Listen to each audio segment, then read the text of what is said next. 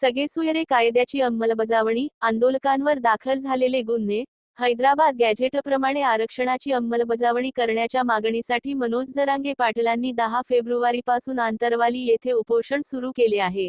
सोमवारी त्यांच्या उपोषणाचा तिसरा दिवस होता. मनोज जरांगे पाटलांच्या प्रकृतीचा विचार करता सलग 3 दिवस अन्नपाणी न घेणे त्यांच्या जीवावर बेतू शकते. यातून त्यांना मेंदूचा पक्षाघात, किडनी, यकृतावर सूज येणे असे प्रकार घडू शकतात, अशी भीती छत्रपती संभाजीनगर येथील डॉक्टर विनोद चावरे यांनी व्यक्त केली. मनोज जरांगे पाटील यांनी दोन्ही वेळा उपोषण केल्यानंतर छत्रपती संभाजीनगर येथील डॉक्टर विनोद चावरे यांच्याकडे उपचार घेतले होते. जरांगे पाटलांचे वजन 52 किलोपेक्षाही कमी असल्याने अधिक दिवस पाणी व अन्नाशिवाय राहणे त्यांच्यासाठी धोकादायक असल्याचे डॉक्टर चावरे म्हणाले. पहिल्या आंदोलनाच्या वेळी त्यांनी पाणी घेतले होते, शिवाय उपचारही घेतले होते. दुसऱ्या उपोषणाच्या वेळी काही वेळा त्यांनी पाणी घेतले, नंतर अन्न पाण्याचा त्याग केला.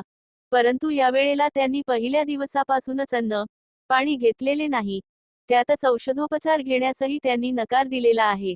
यामुळे त्यांच्या शरीरात जे बदल होतील ते त्यांच्या जीवावर बेतणारे असू शकतील, असे डॉक्टर चावरे म्हणाले.